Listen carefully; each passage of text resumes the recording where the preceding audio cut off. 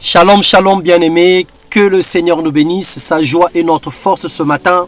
Tendre Père, nous t'élevons au plus haut des cieux, nous t'adorons et nous te louons, nous louons ton nom pour ta divine présence. Merci pour tout ce que tu as accompli pour nous, parce que tu es bon, tu es généreux, tu es un papa responsable, tu es un grand Dieu. Alléluia.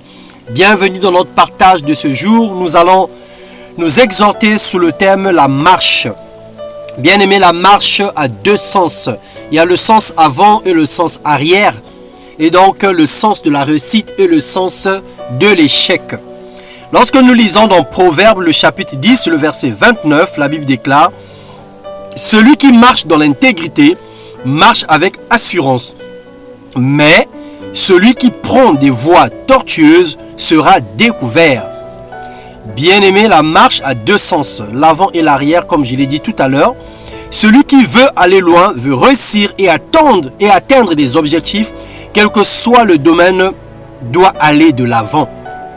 Je n'ai jamais vu une réussite qui s'obtient en reculant ou en allant dans le sens opposé de la situation. Aller vers l'avant est le signe du progrès.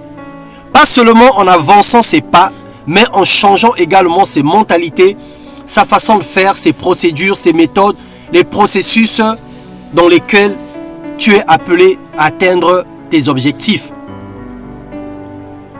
Par exemple, les mauvaises pensées, les idées arrêtées, les confessions négatives, toutes ces choses ramènent le chrétien vers l'arrière ou encore le stagne, le met dans une position statique où il s'arrête au même niveau, où il n'y a plus de progression dans sa vie. Cette attitude tue la foi et détruit la véritable estime de soi et la confiance que nous avons en Dieu. Parce que la Bible dit: ne pensez plus aux événements passés et ne considérez plus ce qui est ancien. Lorsque nous passons notre temps à regarder ce qui est passé, lorsque nous passons notre temps à regretter nos échecs ou à considérer des situations que nous avons manquées, nous allons échouer lamentablement. Proverbe le chapitre 20, le verset 24, la Bible déclare: c'est l'Éternel qui dirige les pas de l'homme, mais l'homme peut-il comprendre sa voie? C'est une question que l'Ecclésiaste se posait. Est-ce que l'homme peut-il comprendre sa voie? Parce que nous savons que c'est l'Éternel qui dirige les pas de l'homme. Nous sommes pèlerins sur terre. Nous suivons l'étoile brillante du matin, l'admirable conseiller, le Saint d'Israël, celui qui est l'ordonnateur de notre pèlerinage. La feuille de route de notre mission, les plans, toutes ces choses sont l'œuvre de ses mains. Aller dans le sens opposé de la mission, c'est choisir la voie de l'échec, c'est courir à sa perte. Dans Jean 18, le verset 6 à 7, la Bible déclare: lorsque Jésus leur eut dit: c'est moi, ils reculèrent et tombèrent par terre. Il leur demanda de nouveau: qui cherchez-vous? Ils dirent: Jésus de Nazareth. Rien au monde à part la vérité et la peur peut faire reculer une personne. Ils ont eu peur et ils ont reculé. Ils ont confronté la vérité et la vérité les a fait reculer. Mais lorsqu'il s'agit d'une situation exacte, d'une situation normale, nous n'avons pas besoin de reculer. Et le Seigneur nous encourage à ne pas avoir peur des événements et des situations.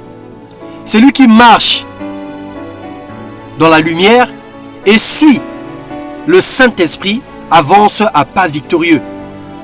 Il excelle dans la gloire et réussit dans toutes ses voies. Mais celui qui vit dans le mensonge et dans le mal recule sans cesse, car il ne peut rencontrer la vérité et il a peur d'être vu sous l'éclat de la lumière. Bien-aimé dans le Seigneur, il est question de faire le choix entre marcher en allant vers la lumière et la vérité, ou encore stagner et reculer en pensant ou en repartant à des choses qu'on avait vomies hier et avant-hier.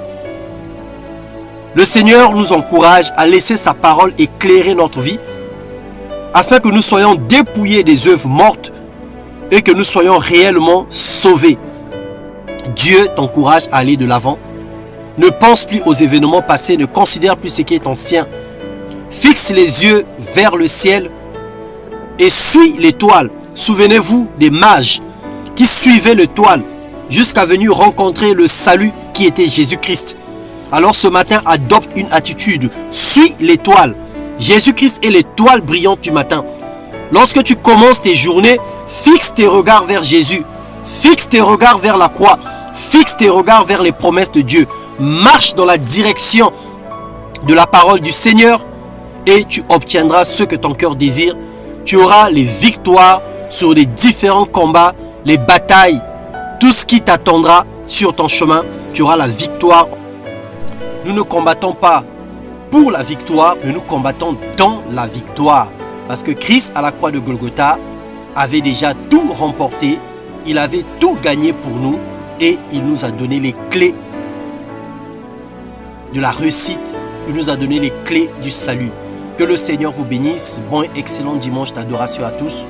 Soyez comblés, soyez fortifiés et que la grâce de Dieu soit votre partage dans le nom de Jésus-Christ. Amen.